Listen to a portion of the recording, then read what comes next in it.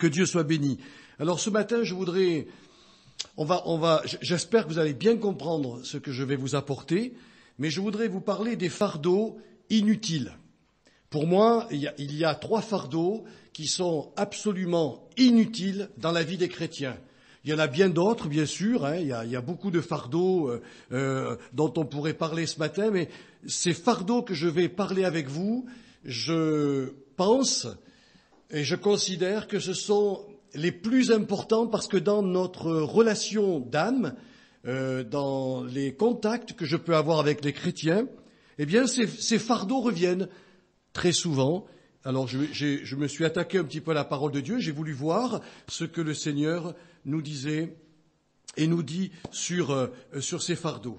Alors en introduction, je voudrais qu'on puisse faire 2 lectures, mes frères et mes sœurs. La première lecture, c'est dans les Philippiens, au chapitre 2, à partir du verset 12 jusqu'au verset 16. Philippiens, la lettre de Paul aux Philippiens. Vous connaissez parfaitement ces textes, mais ça va me servir comme base pour ce message. Philippiens chapitre 2, à partir du verset 12 jusqu'au verset 16. Ainsi, mes bien-aimés, comme vous avez toujours obéi, travaillez à votre salut avec crainte et tremblement, non seulement comme en ma présence, mais bien plus encore maintenant que je suis absent. Car c'est Dieu qui produit en vous le vouloir et le faire selon son bon plaisir. Faites donc toutes choses sans murmure ni hésitation, afin que vous soyez irréprochables et purs, des enfants de Dieu, irrépréhensibles au milieu d'une génération perverse et corrompue, parmi laquelle vous brillez comme des flambeaux dans le monde, portant la parole de vie. Et je pourrai me glorifier au jour de Christ de n'avoir pas couru en vain, ni travaillé en vain. Amen. Et dans la lettre aux Hébreux, au chapitre 12, on va lire les 3 premiers versets. Dans la lettre aux Hébreux, les 3 premiers versets au chapitre 12. Nous donc aussi, puisque nous sommes environnés d'une si grande nuée de témoins, rejetons tout fardeau et le péché qui nous enveloppe si facilement et courons avec persévérance dans la carrière qui nous est ouverte, ayant les regards sur Jésus, le chef et le consommateur de la foi qui, en vue de la joie qui lui était réservée, a souffert la croix, méprisé l'ignominie et s'est assis à la droite du trône de Dieu. Considérez en effet celui qui a supporté contre sa personne une telle opposition de la part des pécheurs, afin que vous ne vous lassiez point l'âme découragée. Amen. Seigneur, nous allons parler de quelque chose d'important ce matin. Je voudrais être un canal par lequel, Seigneur, ta parole va toucher en profondeur nos cœurs et nos consciences. Alors, Seigneur, comme nous l'avons fait ce matin en prenant le saint repas, nous sommes lavés, nous sommes purifiés, nous sommes nettoyés. Mais ce matin, je voudrais être un héros, un porte-parole de ta parole, un prophète en quelque sorte, pour que, Seigneur, cette parole ou ces paroles prononcées soient loin du Saint-Esprit. Ce qui nous intéresse ce matin, Seigneur, c'est que nous n'écoutions pas intellectuellement un message, mais que nous recevions ta parole au fond de nos cœurs, dans nos personnalités, afin d'avancer et, comme l'a dit l'apôtre Paul, de travailler, oui, à notre salut. Alors je me remets à toi. Je te prie, Seigneur, de te servir de moi ce matin comme étant un outil utile entre tes mains et qui va pouvoir, Seigneur, recevoir au fur et à mesure de la prédication l'onction nécessaire pour bénir mes sœurs et mes frères ce matin. Je te remercie par avance parce que nous ne prions pas en vain. Notre prière est entendue et elle est exaucée. Amen. Je voudrais commencer mon message en vous racontant une petite histoire. très simple. Mais c'est un jour un enfant qui se plaignait de son dos. Et il a dit à ses parents, j'ai très très mal au dos. Donc les parents ont amené cet enfant voir le médecin. Et puis, quand le médecin l'a ausculté, il a fait un diagnostic que nous connaissons tous pour les enfants qui ont des gros cartables. Il avait tout simplement une scoliose.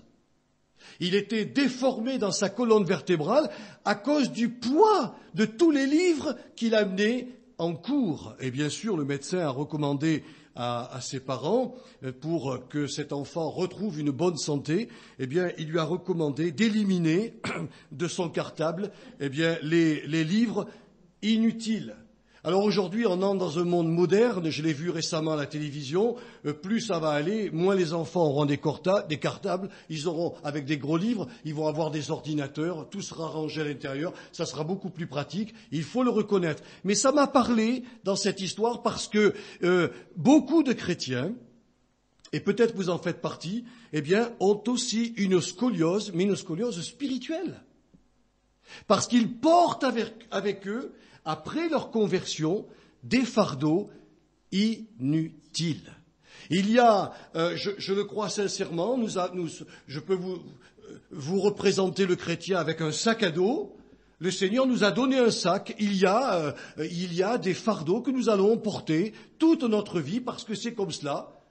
Nous avons des responsabilités à assumer dans le monde, des responsabilités dans le couple, des responsabilités par rapport à notre pays, et ce sont des fardeaux, on va les avoir avec nous, mais ce sont des fardeaux légitimes. Il y aura des souffrances légitimes, mais il y a des fardeaux qu'on n'a pas à porter. Et je trouve qu'il y a beaucoup trop de chrétiens qui, après être arrivés à la foi, sont encore sous des fardeaux inutiles et ils ont une scoliose spirituelle. Et ce matin, je voudrais vous parler de ces fardeaux qui me semblent des fardeaux inutiles. Vous avez lu avec moi dans la lettre aux Hébreux qu'il est parlé que le péché est quelque chose qui entrave notre marche spirituelle. Mais j'ai vu aussi qu'il était dit que nous devons rejeter le péché qui nous enveloppe facilement, mais il dit avant, rejetons tout fardeau. Ah, ça on l'a oublié. Le péché, oui, ça c'est sûr que c'est un problème dans la vie du chrétien. Et je peux vous dire que nous, pasteurs, qui avons charge d'âme, c'est de plus en plus un problème.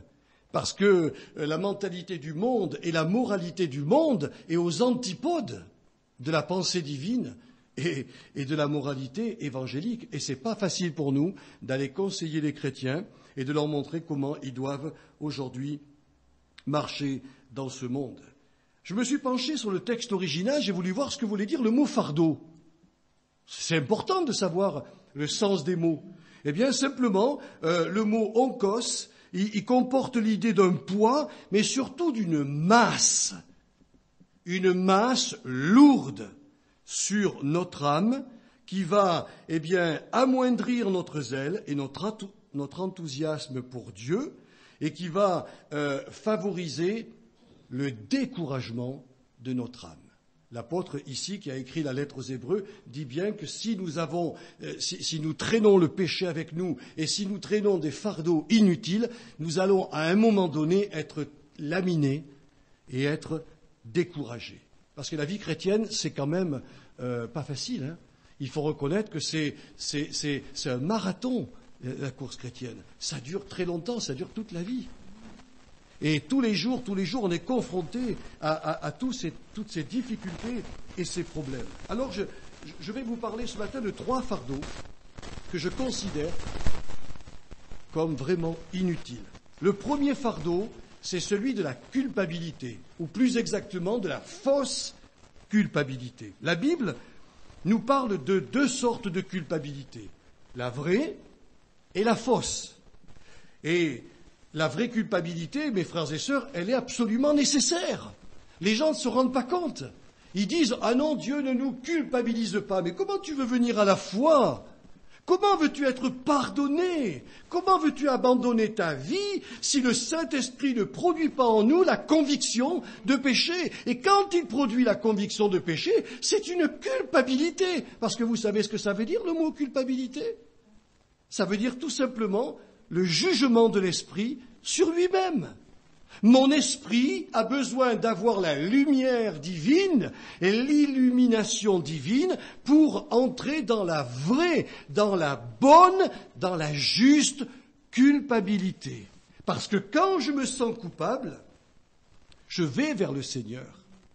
Je vais lui dire, je suis souillé, je me sens sale, je me sens condamné, je suis sous le poids. Vous vous souvenez les 3000 âmes le jour de la Pentecôte? Le texte est quand même incroyable.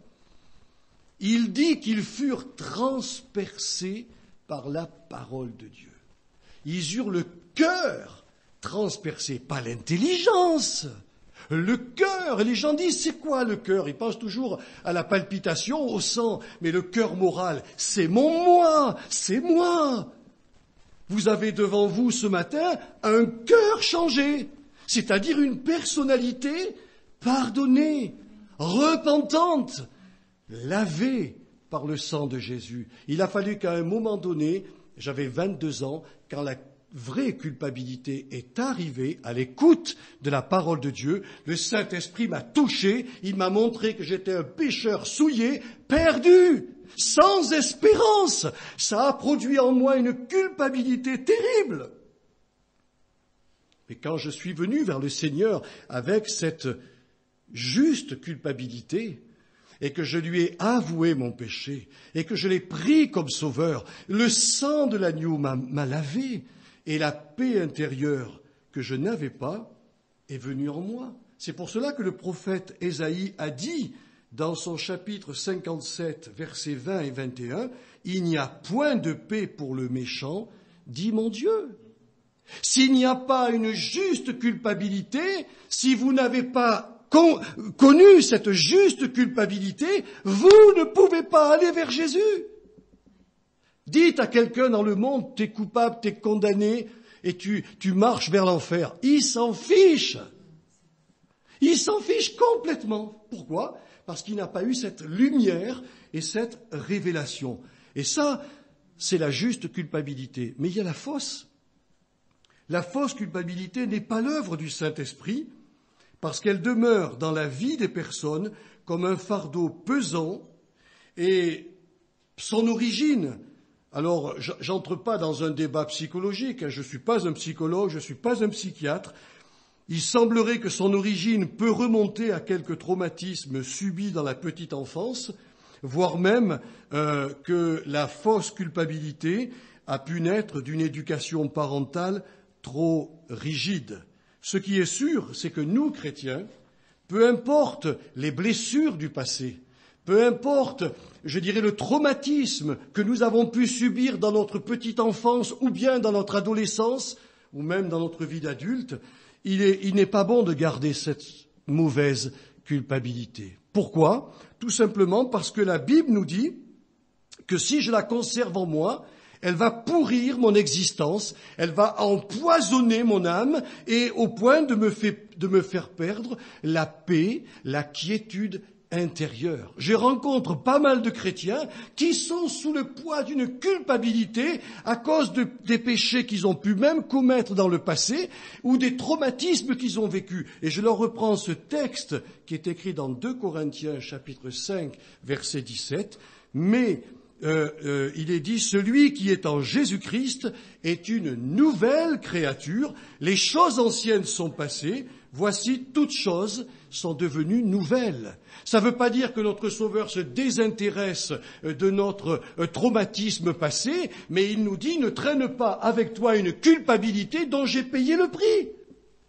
Je t'ai fait naître à la vie nouvelle, tu es une nouvelle créature. Et si tu te sens pas bien dans ton âme, parce que tu as mal vécu ton enfance, ton adolescence ou autre, eh bien la Bible nous dit que tu dois rejeter Parce qu'il est bien dit dans le texte que je vous ai lu, rejetez tout fardeau. Je suis allé au texte original pour voir ce que ce verbe voulait dire. Eh bien, il comporte l'idée de déposer quelque chose loin de soi. Pourquoi garder la fausse culpabilité? La Bible nous dit, pose-la, loin de toi, ne la garde pas avec toi et ouvre-toi au Seigneur pour lui dire, Seigneur, je veux faire cet acte de foi, mais j'ai besoin d'une profonde thérapie et guérison intérieure pour que ces blessures soient refermées, pour que j'apprenne peut-être à pardonner à mon père, pardonner à ma mère, pardonner à ceux qui m'ont fait du mal. Et le Seigneur comprend très très bien que nous pouvons être massacrés dans notre âme, mais il nous dit, je t'ai fait passer de la mort à la vie, tu es maintenant une nouvelle créature, ce qui n'empêche pas que tu as droit à la guérison du cœur, parce que Jésus l'a dit à Capernaum, je suis venu pour guérir les cœurs brisés. Et nous avons le droit de lui dire, mais traîner la fausse culpabilité en nous alors que nous sommes devenus chrétiens, c'est pas juste. Et le diable voudrait justement que nous perdions notre joie, que nous perdions notre enthousiasme et que nous laissions entrer dans notre âme la désespérance et la dépression. Comme il le dit ici, l'âme abattue. Et je trouve trop d'enfants de Dieu qui sont avec une âme abattue. Alors évidemment, le Seigneur peut, pour produire cette guérison en nous, utiliser même des outils humains. Combien de fois les chrétiens ont pu être conduits vers un psychologue chrétien qui, connaissant bien le mécanisme de l'âme, a pu donner de bons et de précieux conseils. Moi, ça ne me dérange absolument pas. Je sais que je vais d'abord vers mon grand médecin, et s'il faut aussi une aide extérieure, je la prends avec l'aide du Seigneur. Mais je refuse de prendre dans mon bagage la fausse culpabilité. Je refuse que Satan vienne m'écraser. Alors il y a une question que je me suis posée en préparant ce message. Comment savoir si j'ai bien rejeté sur Jésus, si j'ai donné à Jésus cette fausse culpabilité? Ça vous intéresse de savoir si vous l'avez rejeté ou pas? Eh bien, je me suis penché un peu sur ces choses. Il suffit tout simplement, mes bien-aimés, de prêter attention à nos propres paroles. Quand nous rejetons le fardeau de la fausse culpabilité, nous acceptons de ne plus nous déprécier. Nous acceptons de ne plus nous dévaloriser et de plus nous accabler de reproches, ni de prononcer sur notre vie un anathème morbide. J'entends souvent des personnes, quand je les rencontre, elles disent « Oh, je ne vaux rien ». Oh, je ne suis rien, je suis une petite femme, je suis un petit bonhomme. De toute manière, on m'a toujours dit que j'étais un nul et je le resterai. Si vous voulez garder ces paroles, vous allez vous détruire. Vous allez vous détruire. Souvenez-vous de notre frère David.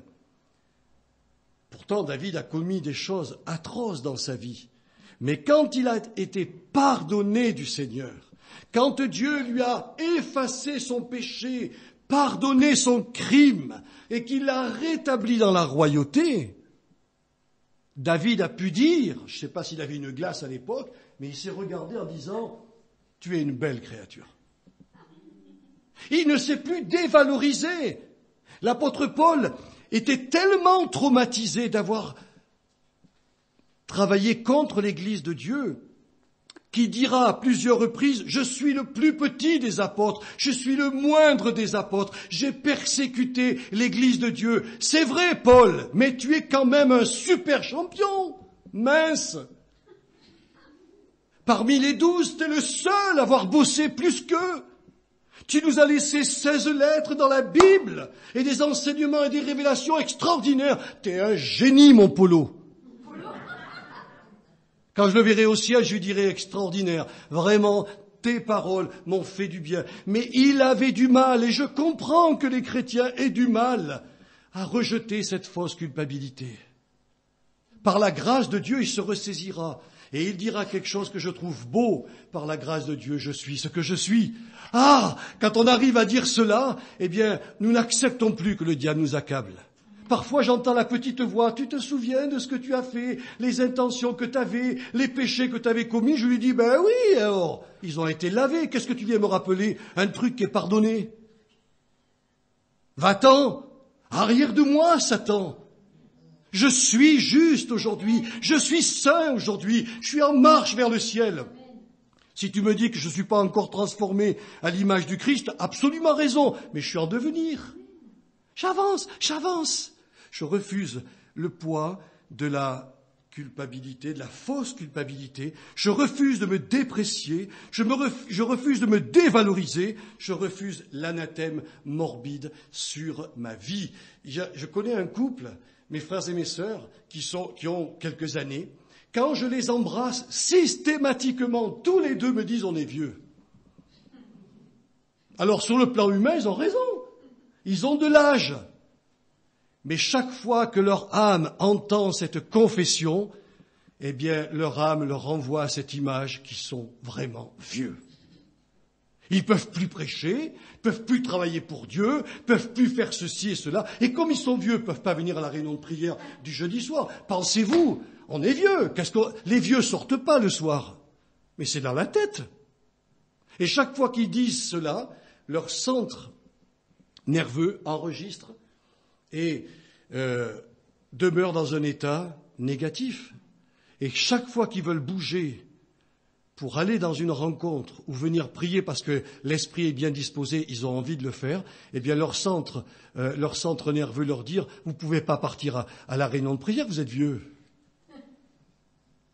Vous avez des rhumatismes. » Mais est-ce qu'il y a un âge, mes frères et sœurs, pour aller à la rencontre du Seigneur? Vous vous souvenez de Caleb? Qui c'est qui connaît Caleb, le copain de Josué?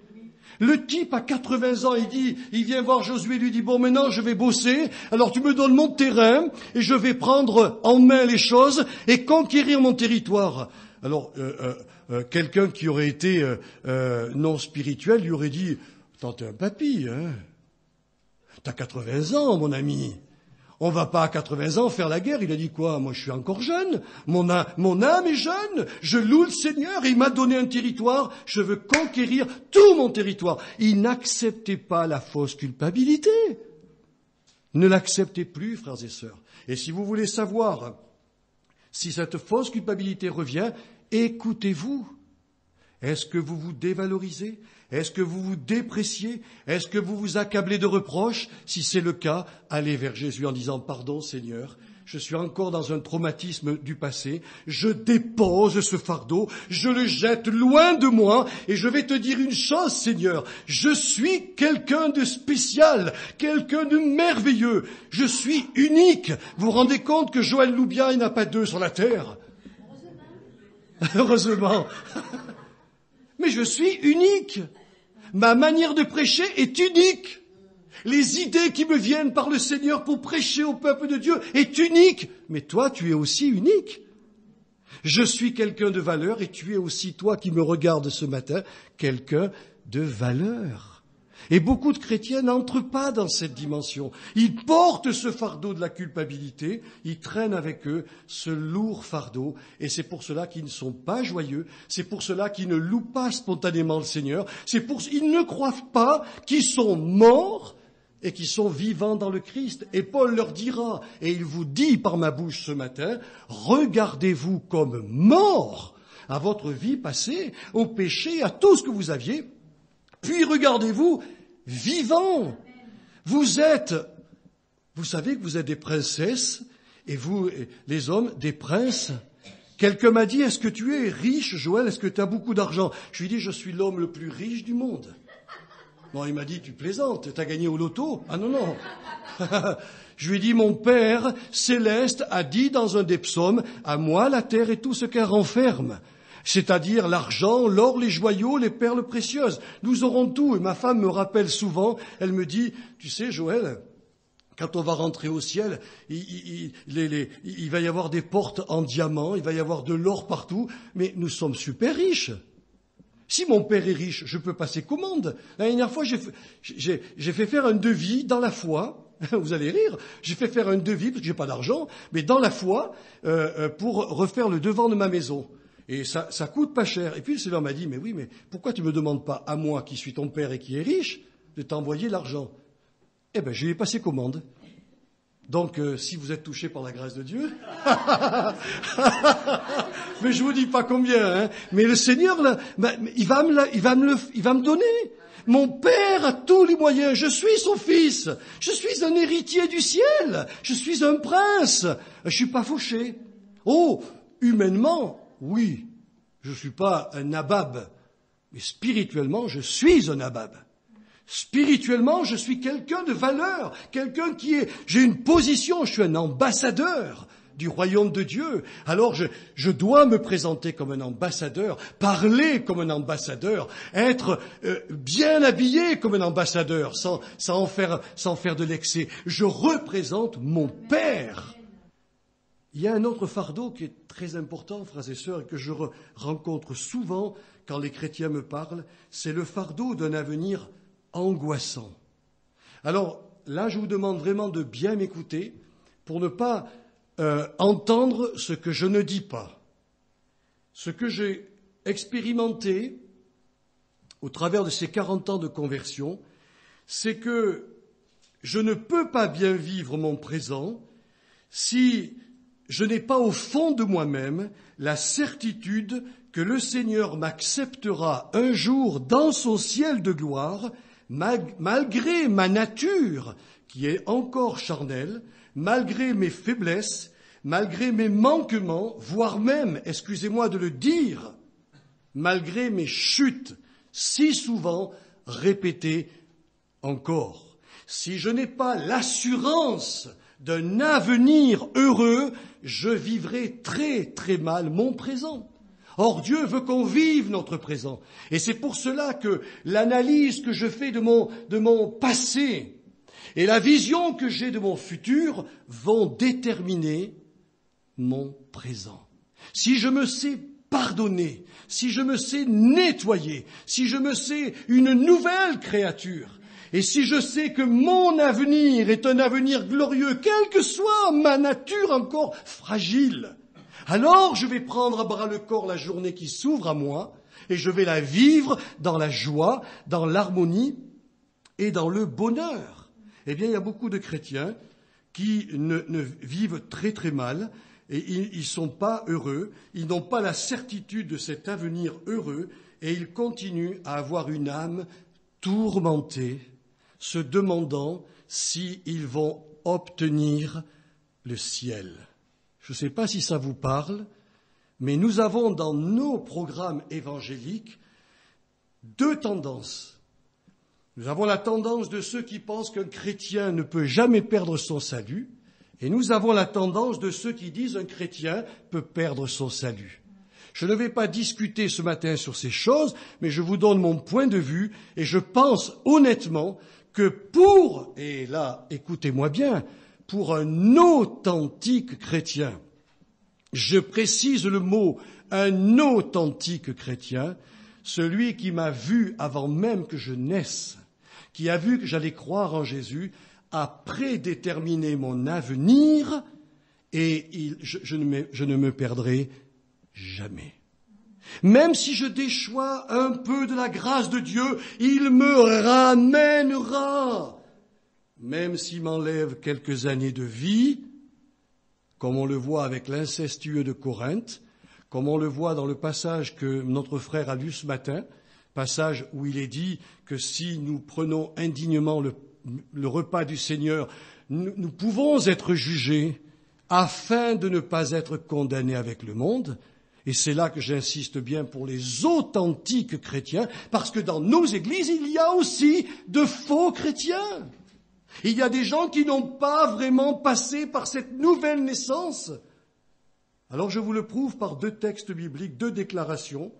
C'est Dieu lui-même qui nous a destinés à entrer dans la gloire éternelle. Voilà ce qu'il a écrit dans les Romains. Ceux qui prennent des notes, je vous donne le verset, je vais vous le lire. Romains 8, verset 28. Il est dit, car ceux qu'il a prédestinés,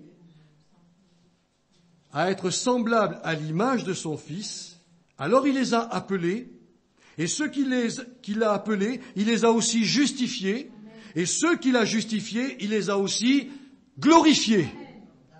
Alors, j'essaie de vous faire comprendre qu'avant même que je sorte du ventre de ma maman, avant même que j'existe, Dieu, avant même la fondation du monde, a visionné l'ensemble de l'humanité pour voir d'abord si son Fils allait réussir la mission de salut, et s'il y allait y avoir des gens qui allaient croire. Parce que s'il y avait personne qui allait croire, ça ne sert à rien d'envoyer le Fils. Vous comprenez bien, Dieu n'allait pas faire... Donc il a tout vu, ça c'est sa capacité à lui, de voir l'avenir avant que l'avenir se produise. Et puis il nous a vus, vous et moi. Il a dit, waouh, super, Joël va croire à mon fils.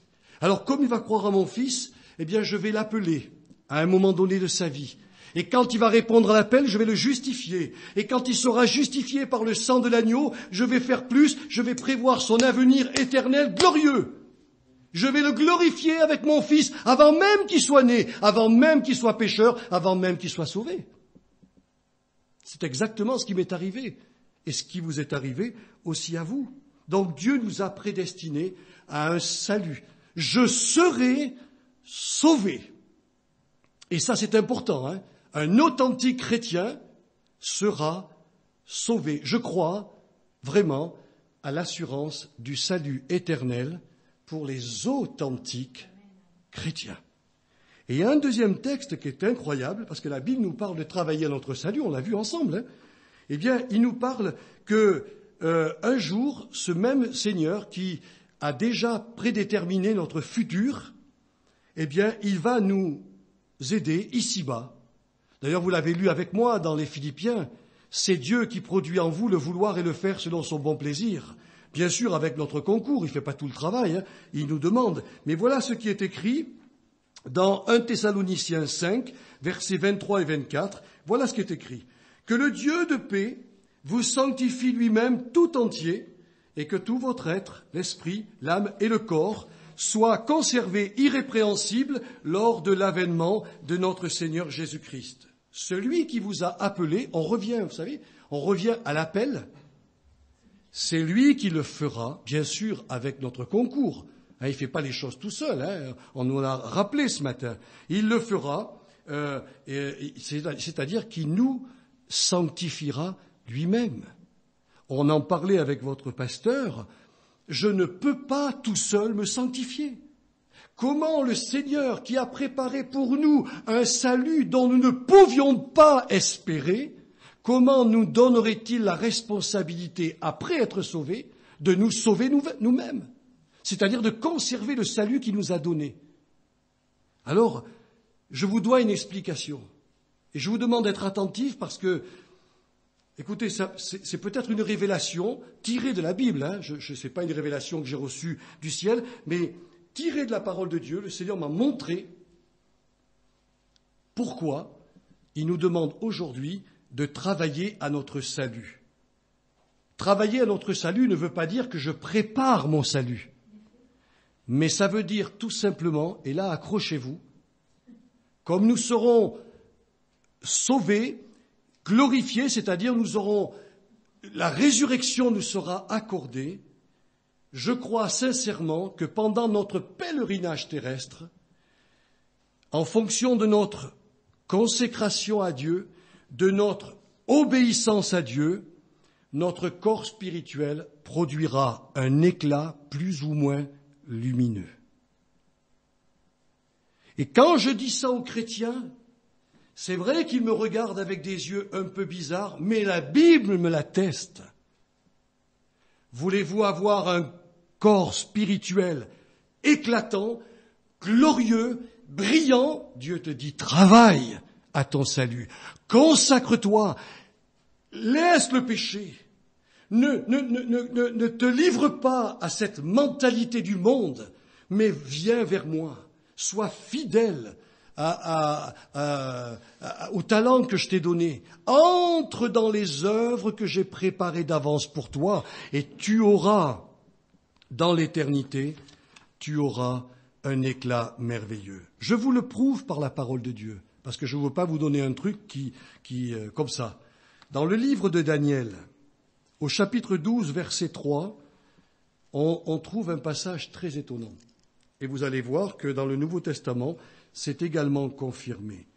Le livre de Daniel, il est dit au chapitre 12, verset 3, « Ceux qui auront été intelligents brilleront comme la splendeur du ciel, et ceux qui auront enseigné la justice à la multitude des enfants de Dieu brilleront comme les étoiles à toujours et à perpétuité. » N'est-il pas parlé ici d'un éclat dans la gloire éternelle?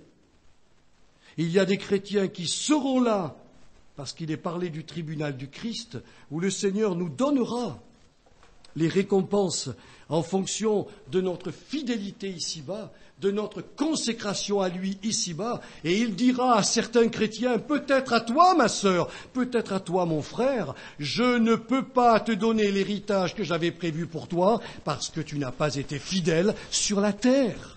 Tu as vécu ta vie chrétienne en te contentant tout simplement du pardon de mon fils, mais tu n'as jamais pris mon fils comme le Seigneur incontesté de ta vie.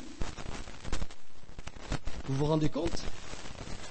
Est-ce que vraiment vous croyez que ce que je vous dis est la réalité? Daniel avait cette révélation.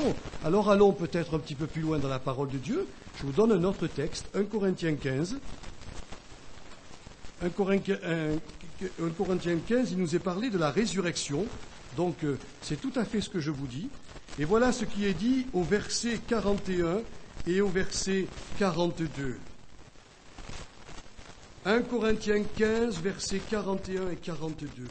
Autre est l'éclat du soleil, autre l'éclat de la lune, et autre l'éclat des étoiles.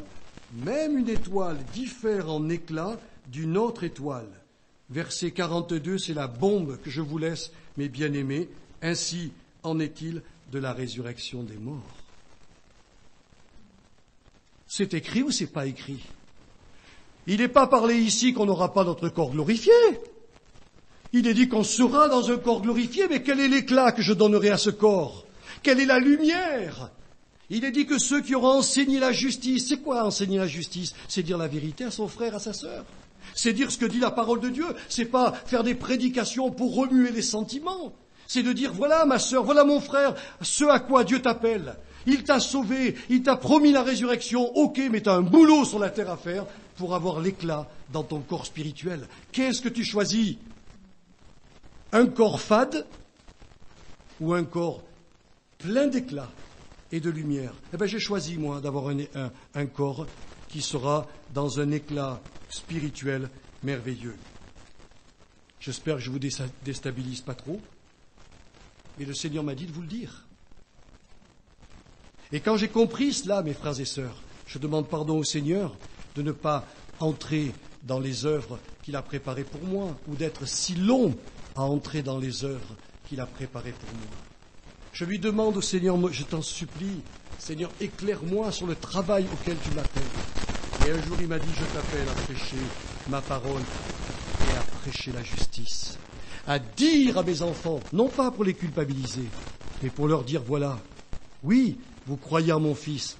Oui, je vous donne le pardon de vos péchés. Oui, je vous certifie le ciel plus tard. Oui, vous ressusciterez et vous aurez un corps comme mon Fils. Mais quel sera l'éclat de ce corps? C'est ta responsabilité, c'est ton devoir, c'est ta consécration. Tu le veux ou tu ne le veux pas? Tu veux ton héritage? Il te le donnera. Il faut quand même, comme le dit Paul, travailler à notre salut. Pas pour être sauvé, c'est fait, mais pour être dans une clarté extraordinaire du Seigneur. Et le troisième fardeau, que je trouve aussi très important à parler, mes frères et sœurs, c'est le fardeau du stress. Oui, c'est très important parce que le stress était connu dans l'Antiquité comme l'agitation intérieure de l'âme dont les effets étaient moins dévastateurs à l'époque qu'ils ne le sont aujourd'hui dans notre monde moderne.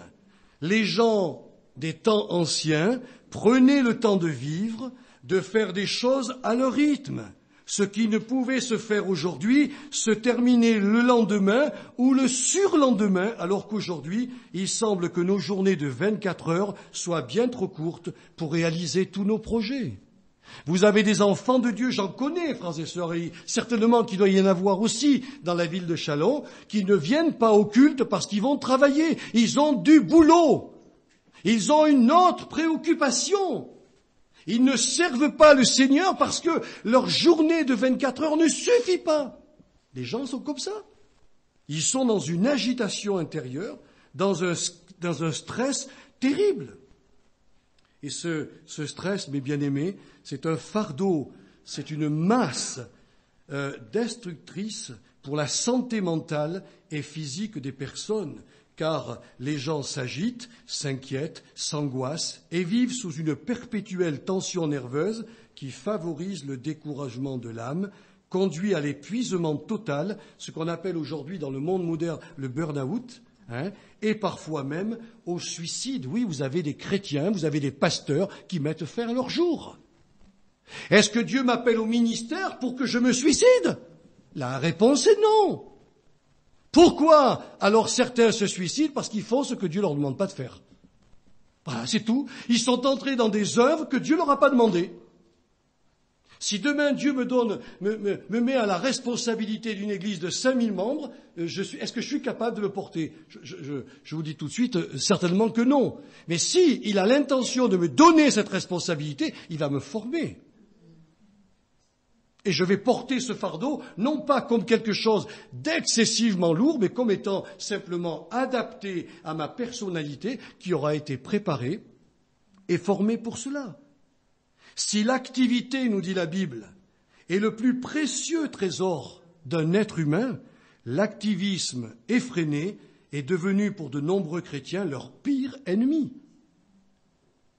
Faites bien la différence entre l'activité, qui est quelque chose de glorieux, de merveilleux, et l'activisme, qui nous pousse dans un stress qui nous tue. Certains ressemblent à Marthe, vous la connaissez, la sœur de Marie et la sœur de Lazare, qui s'agitaient pour beaucoup de choses et ne prenaient pas le temps du recueillement, de l'adoration et de l'écoute spirituelle. Jésus fera comprendre que son agitation effrénée l'a privé de la bonne part utile à sa croissance spirituelle et à son bonheur.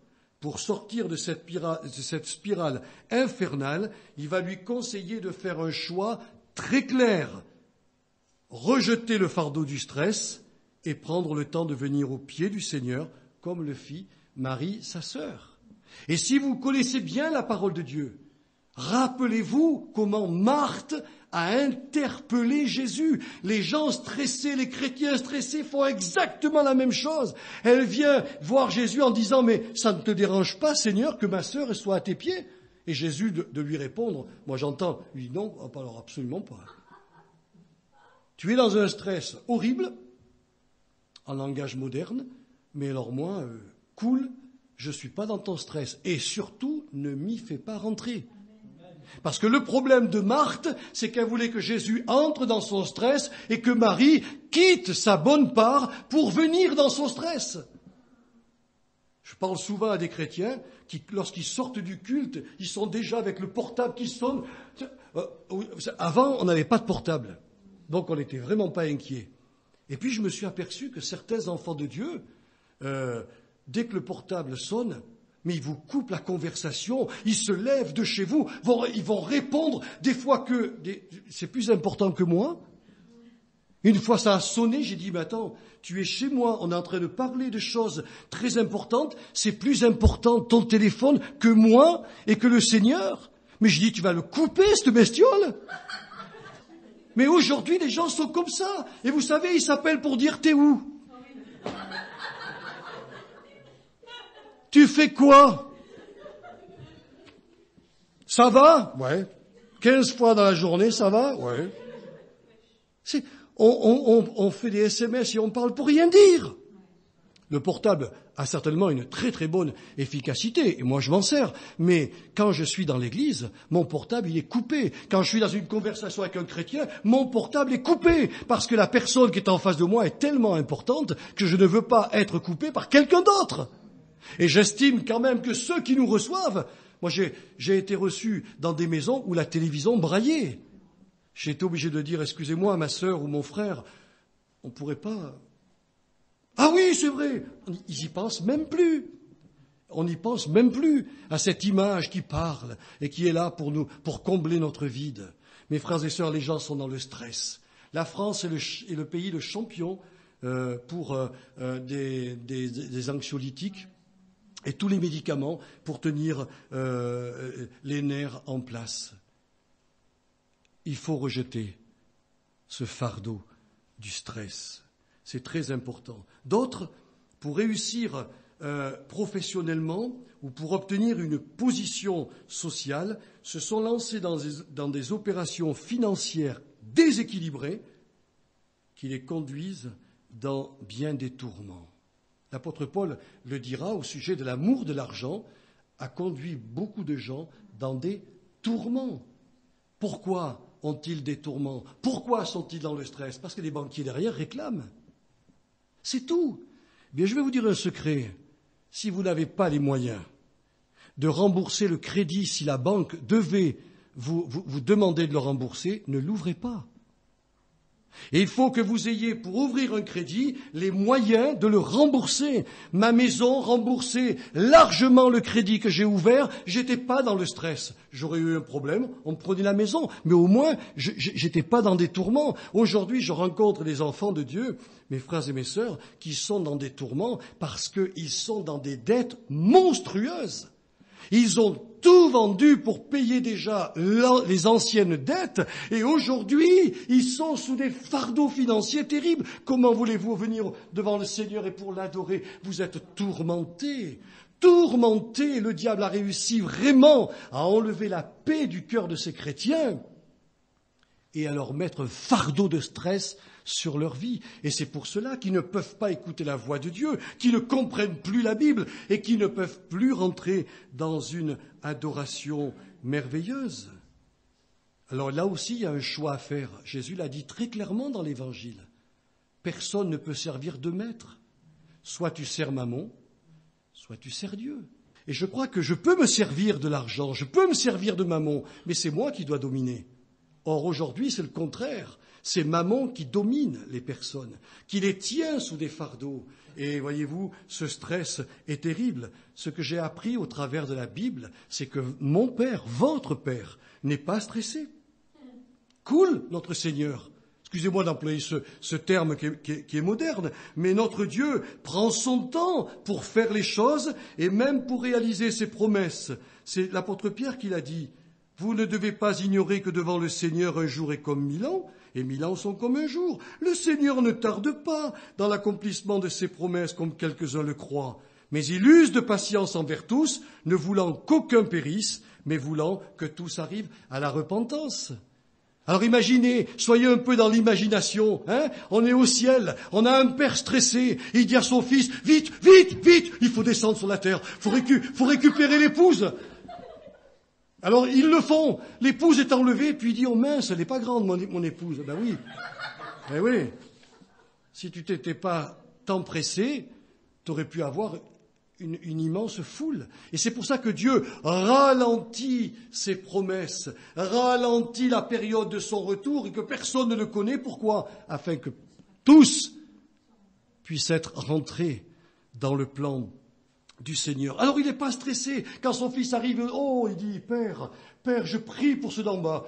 Bien mon fils, c'est très très bien, mais tu sais, voilà mon plan. Regarde mon plan. Si on part maintenant les chercher, si on envoie les anges moissonner, regarde les milliards et les milliards d'êtres humains qui vont rentrer dans l'éternité ténébreuse. Je ne le veux pas. Mon Père, merci. Alors on voit les promesses qui sont en train d'être freinées par la main puissante de Dieu. Et on voit les âmes, époque après époque, rentrer dans le royaume de Dieu. Jésus, quand il était sur la terre, n'a jamais été un homme stressé. Il savait jouir de la vie, se détendre, se reposer, profiter du jour sabbatique pour adorer son Père. Sa quiétude intérieure était telle, mes frères et mes sœurs, qu'il pouvait même dormir dans une barque, secoué par la tempête, en toute sérénité. Je suis tombé dans l'évangile de Marc, chapitre 4, verset 38. Je n'avais jamais fait attention à cette parole. Voilà ce qu'écrit Marc l'évangéliste quand il raconte l'histoire de la barque secouée par la mer. Il va leur dire, à un moment donné, ils vont voir Jésus et il lui le secoue en lui disant « Ne t'inquiètes-tu donc pas de ce que nous périssons ?» Et Jésus leur a certainement répondu « Ah ben pas du tout, hein. » Mais alors, pas du tout. Et ils étaient dans une panique terrible. Ils pensaient perdre la vie. Jésus leur a dit, mais attendez, comment pouvez-vous imaginer perdre la vie alors que je suis dans votre barque? Est-ce qu'il est dans ta barque? La tempête extérieure, elle fait rage. Le monde n'est-il pas fou? Les hommes ne sont-ils pas complètement malades dans leur péché? Christ est avec nous. Le ministre des Finances peut sauter, la France peut péricliter. Mon Dieu est avec moi. Et le chrétien avancera avec son Dieu, même si, bien sûr, il va subir de plein fouet la crise économique et tout ce qui peut se passer. Mais nous ne sommes pas stressés. Je ne vis pas dans le stress, parce que c'est un fardeau mauvais. Pourquoi? Et j'arrive à la fin de mon message. Pourquoi devons-nous impérativement rejeter le fardeau du stress? Eh bien, tout simplement en raison de la constitution électrique du cerveau humain. Ce que je ne savais pas et que j'ai appris par les scientifiques, et surtout dans un livre qu'a écrit le psychologue chrétien Archibald Hart, il nous a montré que plus nous sommes stressés, plus nous sommes sous pression et plus un flot d'adrénaline important afflue dans nos veines. Et malheureusement, comme nous sommes faits d'ondes électriques, eh bien, cela favorise l'émission d'ondes alpha et bêta qui stimulent l'énergie cérébrale et engendrent nos états de panique, d'angoisse et d'inquiétude. Ce qui prouve que plus tu seras stressé, plus tu seras angoissé. Parce que ton cerveau est constitué comme cela. L'adrénaline va favoriser les émissions électriques de ton cerveau et tu vas te retrouver dans des états de panique, dans des états d'angoisse et d'inquiétude. Vous avez des gens qui prennent des pilules, le cœur s'arrête. Ils ne comprennent pas du tout pourquoi. Mais c'est qu'ils ont dans leur sang un excès d'adrénaline. Il faut, l'adrénaline est un produit très utile, parce que j'ai besoin de temps en temps, il y a du bon stress, permettez-moi de vous dire qu'il y a du bon stress. Mais là, je vous parle ce matin du mauvais stress. Mais quand votre esprit, je dirais, ressemble un petit peu au moteur d'une voiture dont on n'a pas enclenché les vitesses, c'est-à-dire, oui, vous démarrez, la voiture, elle ronronne, mais elle n'avance pas. Quand votre cerveau arrive à cet état de tranquillité que nous trouvons dans la prière intime avec Jésus, eh bien, votre cerveau va envoyer des ondes électriques que l'on appelle les ondes θ et qui sont propices à l'activité spirituelle, qui vont entrer en activité et favoriser les inspirations divines, les pensées et les pensées créatrices. J'ai trouvé dans la parole de Dieu cette vérité. Le jour où Josué a eu un échec devant la ville de Haï à cause du péché d'Acan. Ils ont sorti de Jéricho, Acan a volé quelque chose, il a mis toute l'assemblée dans un gros problème, dans une interdiction, dans une malédiction, et puis il y a eu confession du péché, vous connaissez la suite, Acan malheureusement a perdu la vie avec sa famille, et puis Dieu demande à Josué d'aller revenir dans la conquête de Haï, et là, le Saint-Esprit lui a donné la stratégie pour battre Haï. ce sont des idées novatrices. Ce sont des révélations qui nous viennent du ciel, que Paul a appelées dans sa parole, dans la lettre aux Corinthiens, la sagesse divine que Dieu a réservée pour ceux qu'il aime, qui n'est pas montée à l'intelligence de l'homme, que l'homme n'a pas entendu et que les grands de ce siècle n'ont jamais reçue. C'est une sagesse que Dieu a réservée pour toi, ma sœur, pour toi, mon frère, quand tu entres dans le calme, comme dit Jésus, dans ta chambre, que tu fermes la porte, que tu mets ton cerveau vraiment au ralenti et que ton cerveau va favoriser les ondes θ, le Seigneur va te parler. Le Seigneur va te montrer, quand tu vas lire la Bible, une révélation. Ce matin, je peux vous le dire, j'étais à côté de Renan. Alors c'est peut-être Renan qui m'a donné ce fluide spirituel, j'en sais rien. Mais quand il a prophétisé, le Seigneur m'a parlé. Boum! Et j'ai noté tout de suite la note qui m'a montré pour que je puisse... je vais vous le dire, ce que c'est. Mais c'est quand on parlait de notre sœur faisait chanter « Mon âme bénit l'Éternel ». Mais vous savez ce que veut dire le texte? Ça veut dire que David, spirituellement parlant, parce qu'il avait l'Esprit Saint, David, disait à son âme, je t'ordonne. Parce que le verbe bénir ici, c'est un impératif. Ce qui veut dire que spirituellement, il disait à son âme, calme-toi, tais-toi, je t'ordonne de louer Dieu. C'est ça la vie spirituelle. Et si les gens veulent sortir de la dépression, relisez le psaume 42 et le psaume 43 où il parle de l'abattement de son âme. Qu'est-ce que dit le psalmiste? Mon âme, je t'ordonne de louer Dieu. Si tu veux sortir d'un état dépressif, que ton esprit rentre dans la communion avec le Seigneur.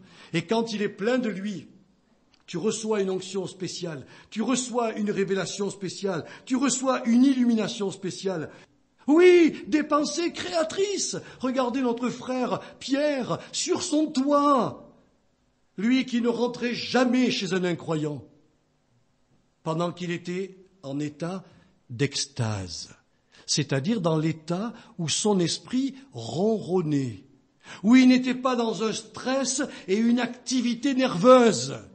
Là, le Seigneur lui a fait descendre une nappe remplie d'animaux impurs et Dieu lui dit... Avance-toi, Pierre. Prends un animal, tue-le et mange. Et lui, il dit, mais Seigneur, c'est impossible. Et Dieu lui dit, mais tu es entré dans une nouvelle dimension. Dans le calme, ton cerveau, maintenant, est dans un état propice pour entendre mes nouvelles révélations. Ne déclare pas impur ce que moi je déclare pur. Et c'est là qu'il s'est levé, parce que des hommes sont venus, envoyés par Corneille, frappé à la porte de Pierre, il est parti chez Corneille, et il a vu la puissance divine descendre. Il a dû se justifier devant les Juifs. Il a dû leur dire, j'étais en état d'extase. Il leur expliquera d'ailleurs. Mon cerveau était au ralenti, j'étais pas dans le stress. Mais il n'était pas question pour moi d'aller vers les impurs. Et puis Dieu m'a apporté une révélation nouvelle. Vous ne croyez pas qu'on a besoin de ces révélations pour savoir évangéliser notre monde? On est au XXIe siècle. Comment, Saint-Esprit, pouvons-nous toucher ces gens? Rentre dans le lieu secret. Ferme ta porte, fais silence. Tu recevras de Dieu les révélations, les intuitions et les pensées novatrices. Mais si tu vis dans le stress permanent, tu ne pourras jamais. Alors, je termine avec cette parole qui est écrite par l'apôtre Pierre. Déchargez-vous sur lui de tous vos fardeaux, tous vos soucis, car lui-même prend soin de vous. Et je vais terminer par une histoire qui est tellement belle, tellement mignonne. C'est l'histoire d'un petit enfant qui avait 6 ans, 6 ans, 7 ans. Il était dans un village, un garçon très pauvre. Et puis dans son village, il y a un monsieur qui a ouvert un magasin de bonbons. Mais de bonbons vraiment de luxe. Il y avait de tout dans ce magasin, de tout ce que peut rêver un enfant. Et chaque jour, ce petit pauvre était là, en train de lécher les vitrines. Et cet homme était un petit peu en colère parce qu'il dit, mais ce gamin-là, il est en train de baver devant ma vitrine, mais ça m'énerve. Et puis, cet homme était chrétien. Et le Saint-Esprit lui a donné une idée de génie. Il a ouvert la porte, il a dit au petit, je vois que ça fait très longtemps que tu viens, allez viens, rentre dans mon magasin et tu vas pouvoir prendre ce que tu veux. Et puis ce gamin, il regardait tous ces bonbons, il était dans l'émerveillement, et ce monsieur a pris un bocal où il y avait les meilleurs bonbons du magasin. Et il lui dit, mon petit, allez vas-y, plonge les 2 mains et prends tout ce que tu veux. Et le petit lui dit, ne bouge pas. Puis il lui dit une 2e fois, mais vas-y, je te tiens le bocal, plonge tes mains et prends tout ce que tu veux, c'est pour toi, sans payer, je te le donne. Et puis le gamin ne bouge pas. Et à la 3e fois, cet homme lui dit, mais enfin, pourquoi tu refuses de plonger tes mains? Il dit, oh monsieur, vos mains à vous sont tellement grandes que je préférerais que ce soit vous qui plongiez les mains à l'intérieur. C'est exactement ce que votre Père souhaite. Jésus a dit que les mains de son Père sont très grandes. Déchargez-vous sur lui de tous ces fardeaux dont je vous ai parlé ce matin. Culpabilité, angoisse pour l'avenir, stress. Rejetez ces fardeaux et faites confiance à votre Dieu, comme il est dit. Il va prendre soin de vous, car les mains de mon Dieu, de votre Dieu, sont beaucoup plus grandes que les vôtres. Et il a les mains chargées de bénédictions. Il veut votre bien. Il veut votre bonheur. Il veut que vous jouissiez du jour qu'il vous donne dans sa totalité, alors que la plupart des chrétiens ne jouissent pas du jour qui vient parce qu'ils sont dans le surlendemain, dans le lendemain et le surlendemain. Aujourd'hui, nous sommes dimanche, je le dis à mes chrétiens à Saint-Yor, jusqu'à minuit, jouissez de la journée qui vous donne. Vous ne savez pas si demain vous serez là. Pourquoi on va s'angoisser pour le lundi? D'abord, je ne peux même pas maîtriser le lundi. Mon Dieu s'en charge. Et puis, quand j'arriverai demain, je prendrai la journée qu'il me donne, prenez la journée qu'il vous donne, et gérez-la, parce qu'il a tout prévu dans cette journée, non pas pour vous écraser, mais pour votre bien. Même si la journée, des fois, est une journée particulière, d'épreuves, de choses qu'on ne voudrait pas, mais Dieu te la donne et il te donnera la force de passer cette journée. Il ne t'éprouvera jamais au-delà de tes forces. Mais le chrétien est fait comme le païen, il a toujours son regard sur demain et sur après-demain. Mais Jésus a dit, chaque jour suffit sa peine. Demain aura soin de lui-même. Jouissez aujourd'hui, en cette journée, de ces chants, de cette Sainte Seine et de la parole que j'ai pu vous apporter. Que Dieu soit vraiment béni. Seigneur, je crois que ta parole ce matin a parlé. Je crois que mes sœurs et mes frères ont appris des choses, surtout lorsqu'on a parlé de l'éclat de notre corps spirituel. Seigneur, ce sont des choses que j'ai découvertes dans ta parole. Et Daniel l'avait compris, et Paul, quand il explique la révélation, montre bien que au jour de la résurrection, il en sera ainsi. L'éclat que porte le soleil et la lune sont des éclats différents, et il nous dit, il en sera de même de la résurrection. Certes, nous ressusciterons, mais tu as prévu pour nous un corps bien sûr de gloire à l'image de Jésus, mais quelle sera la clarté et la lumière de son corps? Ah Seigneur, cela dépend de nous, cela dépend de notre travail fidèle, cela dépend de ce que nous allons faire. Est-ce que nous allons garder ces fardeaux inutiles qui nous épuisent? Vraiment que mes frères et mes sœurs comprennent l'importance d'entrer dans les œuvres que tu as préparées pour eux. Seigneur, que ton message descende profondément dans notre personnalité. Et je crois que ce matin, tu le fais en réponse à la prière, parce que, Seigneur, nous sommes tous devant toi, moi y compris, parce que je veux entrer dans cette dimension où mon esprit étant au repos est capable de comprendre ta parole, capable de recevoir des illuminations, des révélations, des pensées novatrices et créatrices. Oui, Seigneur, je veux obéir à ta voix et me détendre devant toi, jouir des bienfaits que tu as prévus pour ma vie aujourd'hui. Qu'il en soit ainsi, Seigneur, à la gloire de Jésus.